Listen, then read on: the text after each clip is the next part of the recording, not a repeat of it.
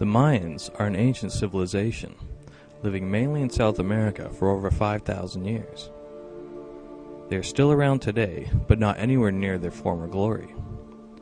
The conquering Spaniards burned up most of the Mayan literature and killed thousands. What we have learned has come from their ancient pyramids still standing today. The Mayan calendar is a system of distinct calendars and almanacs used by the Mayan civilization of pre-Columbian Mesoamerica and by some modern Maya communities in highland Guatemala. These calendars can be synchronized and interlocked in many ways, their combinations giving rise to further, more extensive cycles. The essentials of the Mayan calendar system are based upon a system which had been in common use throughout the region, dating back to at least the 6th century BC. It shares many aspects with calendars employed by earlier Mesoamerican civilizations such as the Zapotec and Olmec, and contemporary or later ones such as the Mixtec and Aztec calendars. Although the Mesoamerican calendar did not originate with the Maya, their subsequent extensions and refinements of it were the most sophisticated. Along with those of the Aztecs, the Maya calendars were the best documented and most completely understood. The most important of these calendars is one with a period of 260 days. This 260-day calendar was prevalent across all Mesoamerican societies and is one of great antiquity, almost certainly the oldest of the calendars. It is still used in some regions of Oaxaca and amongst the Mayan communities of the Guatemalan highlands. The Maya version is commonly known to scholars as the Tzolk'in.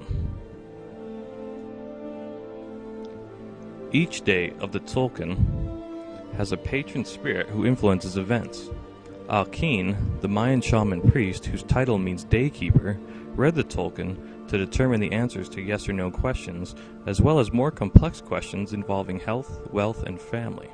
The sacred calendar is also used to set the most auspicious dates for household, lineage, and community rituals. When a child is born, the daykeeper interprets the Tzolk'in cycle to identify the baby's character, similarly done today with a natal chart.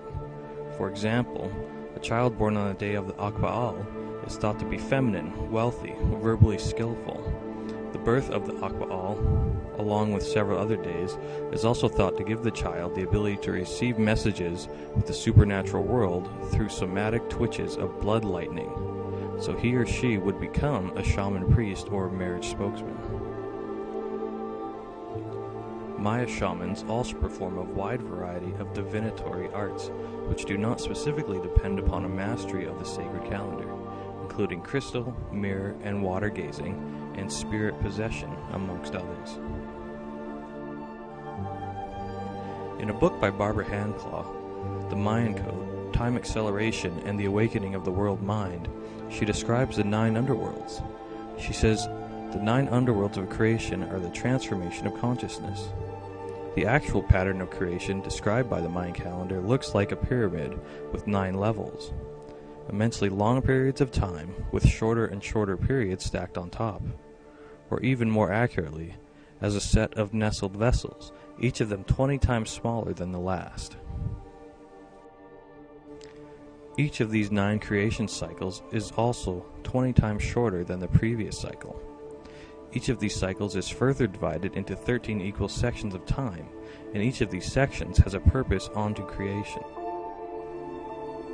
There are 7 sections of day and 6 sections of night to each level. The Sumerian and Mesopotamians wrote the same pattern on clay tablets as their understanding of creation.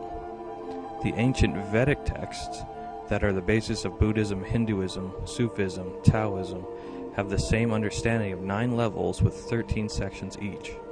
Our own Bible states that there were 7 days to creation in the book of Genesis. The Mayan calendar is becoming more noticed these days. If you study the Mayan calendar or know someone who has, then you might have already heard the date December 21st, 2012.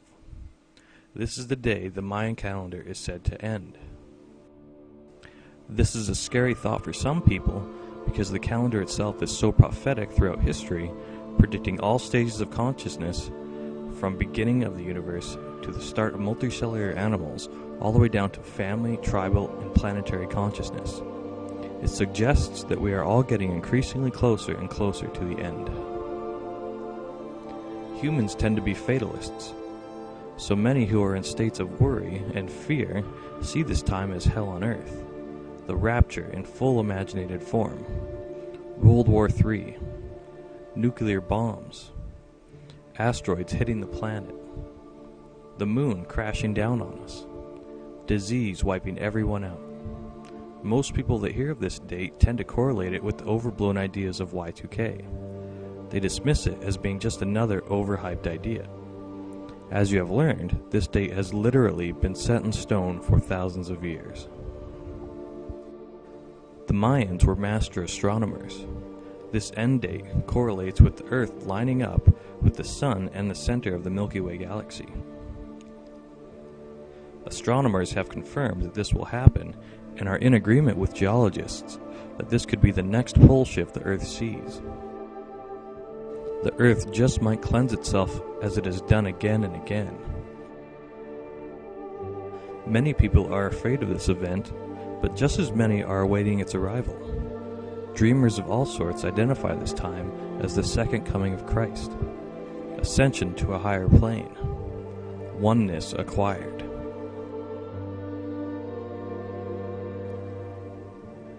They think we will be given powers of healing, levitation, telepathy. Metaphysicians see it as a time of ascension, that we will physically change vibrations and move to a higher plane. A virtual paradise beyond all comprehension, where we will live forever and have all knowledge and happiness.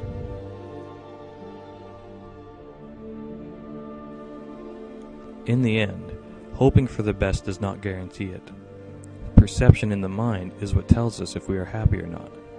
So choose what you would like to be, and go for it.